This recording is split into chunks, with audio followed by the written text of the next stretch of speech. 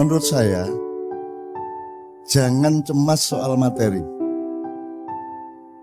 Apakah itu untuk menumpuk-numpuknya atau untuk kehilangan? Kedua-duanya tidak boleh cemas.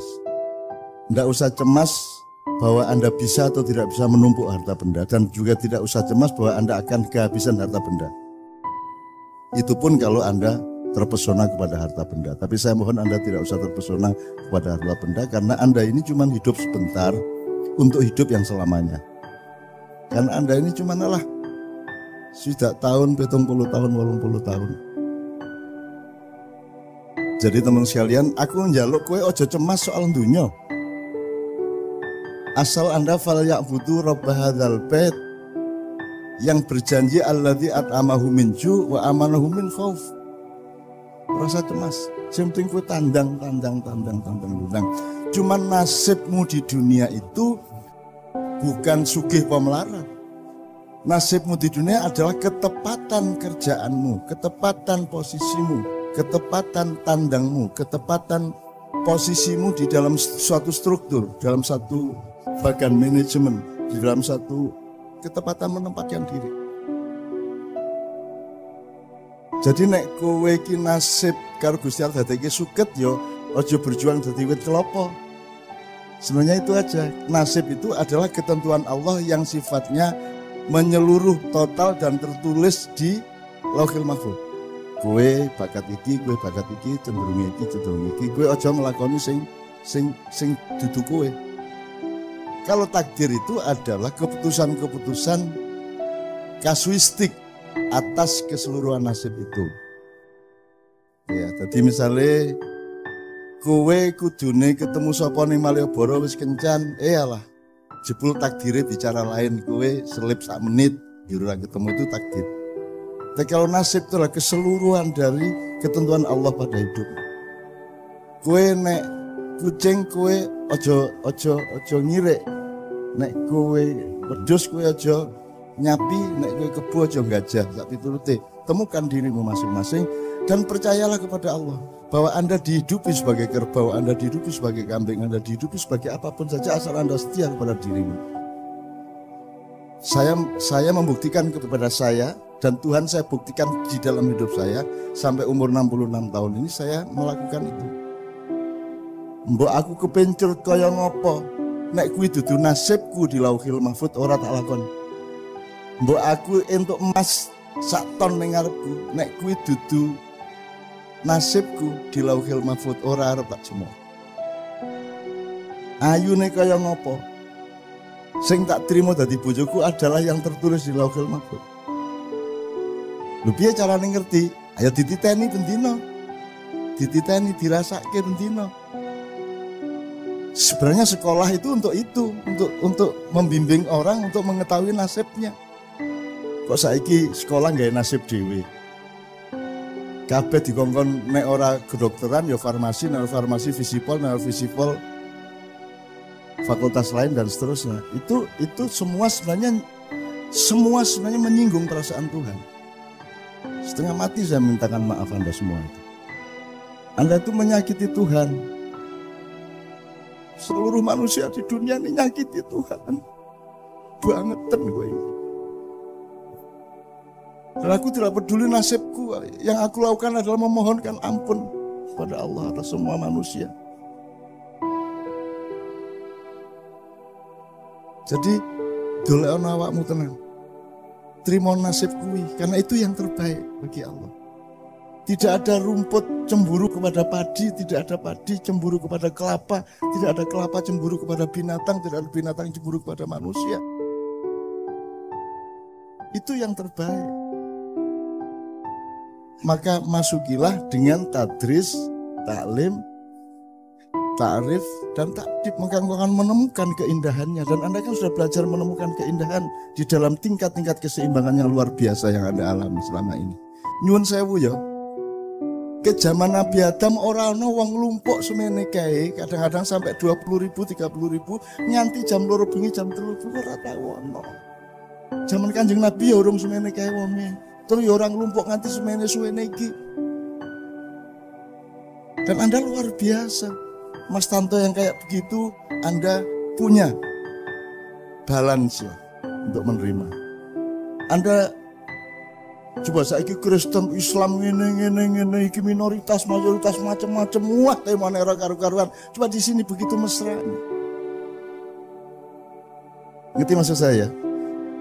Puaslah dengan dirimu yang dinasibin oleh Allah, yang dinasibkan oleh Allah. Soal takdir itu dialektika sehari-hari. Ketemu orang, apa ketemu badi biro, ya, kelakon apa ora, segala macam itu masalah-masalah kecil yang harus kita asyiki, kita nikmati. Tapi nasib besarmu di dunia, walatansa nasibaka minad dunya, itu temukan. Temukan. Caranya menemukan adalah Anda la ilaha ben ketemu ilallah. Aku kokean iko ilallah, kabeh kok Allah ke kabeh kok kepencrut, pengen iki kabeh. Ora duwe poso uripmu. Urip ki mung poso, apa sing ora poso kok sekondo, sing ora poso ki apa? Jadi nomor satu, hidup itu berpuasa. Berpuasa itu bukan orang mangan subuh nganti maghrib. Poso itu adalah Anda mengerti batas Anda mengerti diri Anda mengerti zat Anda mengerti sifat Anda mengerti karakter Anda dan seterusnya. Anda sudah tahu semua lah kira-kira seperti itu. Sekarang kita masih punya waktu, kita minta Mas Tanto satu lagu, kemudian Mas Herman memuncai dengan Dandang Kula. Oh, Pak Muzamil turun ya, Pak Muzamil ya.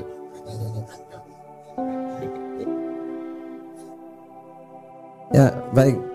Saya menambahi apa yang dikatakan oleh beliau, teman-teman semua. Jadi yang menyebabkan orang terus gak setia kepada posisinya tadi itu kan karena ragu. Karena dia takut. Jadi sampean gak percaya kalau di posisi sampean itu kira-kira akan makan apa enggak. Nah sekarang itu kan seperti itu. Orang tidak setia kepada nasib dari Allah Ta'ala tadi karena orang tidak percaya kalau di situ aku ramangan. Nah itu. Gak usah khawatir. Gitu. Saya itu pernah ditanya oleh Gus Mus. Gus Mus tanya begini kepada saya. Coba baca itu, wa ma min dabbatin fil ardi illa 'alallahi rizquha. Dan artikan, kata Gus Mus, saya artikan. Dan tidak ada satupun makhluk yang melata di muka bumi kecuali menjadi tanggungan Allah rizkinya. Itu Allah bilang tanggunganku. Sudah artikan oleh Gus Mus. Setelah itu Gus Mus tanya kepada saya, kamu yakin kepada itu Gus Mus? Saya menang sebentar, yakin. Nah, kalau kamu yakin berarti kamu kiai tenanan. Jadi saya itu dapat SK kiai di Gus Mus.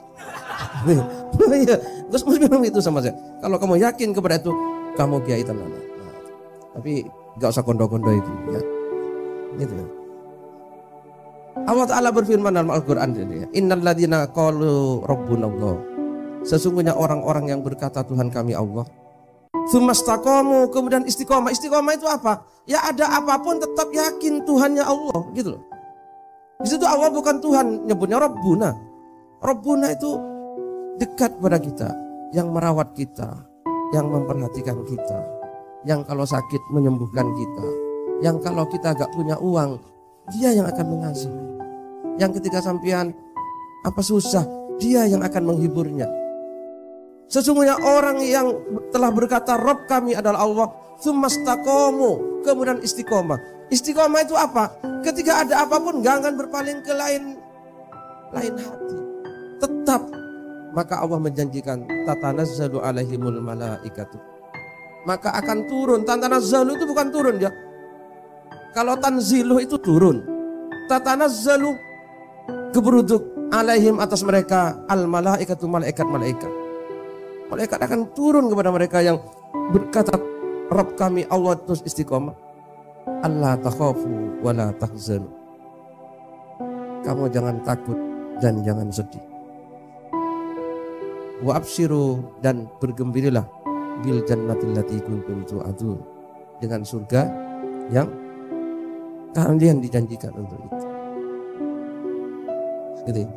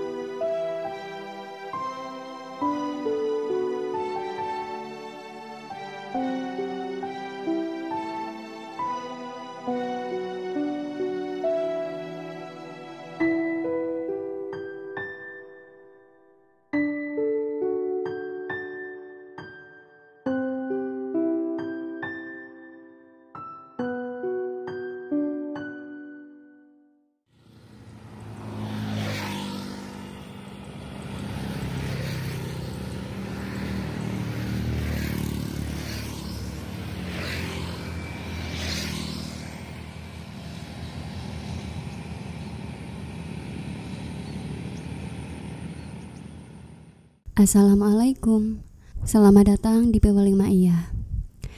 Berikut ini adalah kutipan video Sinau Bareng Mocobat Syafaat tahun 2018 yang sudah pernah kami upload pada tahun 2019 lalu. Dan sebatas yang dapat kami tangkap, kurang lebih beginilah ulasan, rangkuman, atau pointernya. Poin yang pertama adalah Bahnun berpesan kepada jamaah untuk jangan cemas soal materi. Apakah untuk menumpuk-numpuknya ataukah untuk kehilangannya? Kedua-duanya jangan cemas. Tidak usah cemas bahwa Anda bisa atau tidak bisa menumpuk harta benda ataupun kehabisan harta benda. Itu pun kalau Anda terpesona kepada harta benda. Poin selanjutnya, Bahnun menggarisbawahi begini. Jadi teman-teman sekalian, aku minta Anda tolong jangan cemas soal dunia. Karena Anda itu hidup cuman sementara.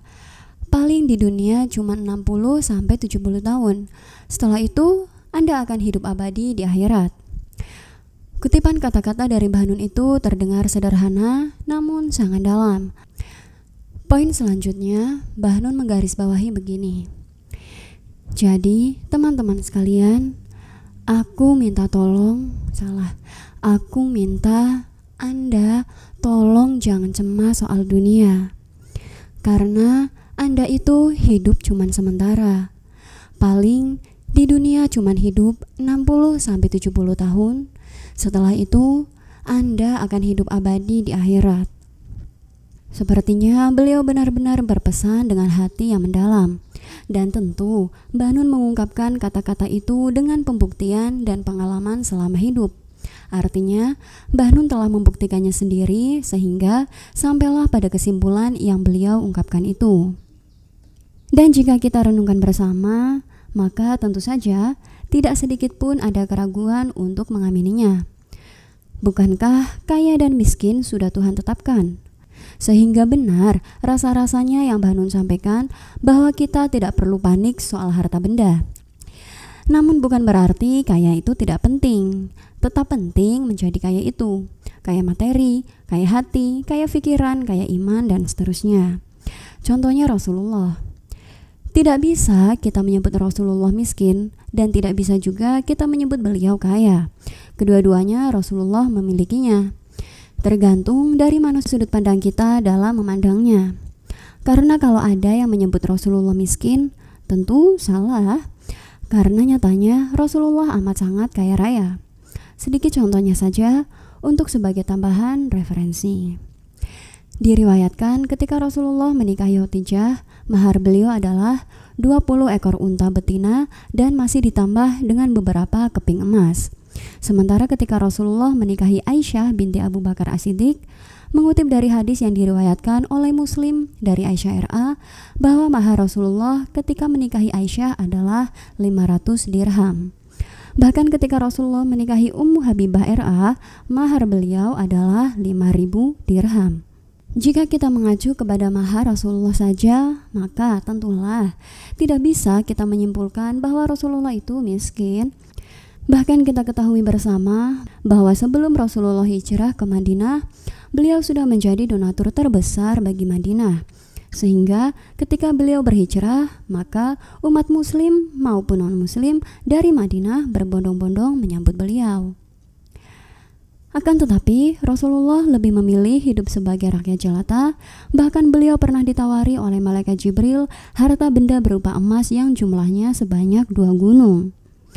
Kala itu malaikat Jibril mendatangi Rasulullah sembari berkata, "Wahai Rasulullah, maukah engkau seperti kakekmu Sulaiman yang menjadi mulka Nabiyah alias Nabi yang raja?" Namun Rasulullah menolaknya dengan menjawab, "Kalau Allah mengizinkan, maka saya lebih memilih menjadi Nabi yang hamba." Dan itu tercerminkan dari rumah Rasulullah yang sangat kecil dan sangat sederhana. Suatu hari dikisahkan Umar bin Khattab menemui Rasulullah Shallallahu Alaihi Wasallam di kamar beliau. Umar melihat Rasulullah berbaring di atas tikar usang yang kasar dan hanya berbantal pelepah kurma yang keras. Umar pun masuk mengucapkan salam dan duduk di dekat Rasulullah seraya tak kuasa menahan tangis. Rasulullah menjawab salam lalu bertanya, "Mengapa engkau menangis, wahai Umar?" Umar menjawab, "Aku tidak kuasa melihat keadaan ini, padahal engkau ini Nabi Allah dan kekasihnya. Hartamu hanya yang aku lihat sekarang ini. Sedangkan Kaisar duduk di singgasana emas dan berbantalkan sutra." Rasulullah pun menjawab, "Kesenangan mereka dipercepat datangnya dan kesenangan itu pasti terputus." Rasulullah menjelaskan kepada Umar bahwa kesenangannya itu ditunda hingga hari akhir. Rasulullah memberi perumpamaan seperti orang yang bepergian pada musim panas, ia berlindung sebentar di bawah pohon, kemudian berangkat dan meninggalkannya. Bayangkan betapa dahsyatnya Rasulullah. Dan jika kita tarik garis kepada pesan Bahnun, maka kami menyimpulkan begini. Jangan peduli kepada kaya atau miskin, jalani saja hidup dengan sungguh-sungguh kepada Allah hingga kita tidak lagi sadar dan berurusan dengan kaya atau miskin. Poin yang terakhir adalah Bahnun maupun almarhum Kiai Muzamil berpesan yang intinya adalah jangan kita pikirkan kaya atau miskin, karena asalkan kita menyembah Allah, maka Allah sudah berjanji bahwa Dialah yang akan menjadi akuntansi kita. Allah lah yang akan menjamin semua keperluan kita, dan Allah akan menghilangkan kecemasan atau rasa takut dari apapun. Misalkan Allah akan melengkapi semua keperluan kita sehingga kita tidak takut untuk tidak bisa membayar sekolah anak, atau juga Allah lah yang akan menjamin rezeki kita, maka kita tidak takut akan kelaparan. Allah berfirman dalam Quran surat Quraisy ayat 3 sampai dengan 4 yang artinya, "Maka hendaklah mereka menyembah Tuhan pemilik rumah ini, Ka'bah, yang telah memberi makanan kepada mereka untuk menghilangkan lapar dan mengamankan mereka dari rasa ketakutan." Jadi ternyata jika kita mengacu kepada janji Allah di dalam Al-Quran, maka soal kaya miskin, maka rumusnya sudah jelas bahwa kuncinya adalah menyembah Allah. Artinya, kalau disuruh sholat ya sholat, karena sholat adalah bentuk dari manusia menyembah Tuhannya. Di akhir, Bahnun dan almarhum Kiai Muzamil berpesan yang intinya adalah hendaknya kita fokus saja untuk menjadi diri kita sendiri dan setialah kepada diri kita sendiri.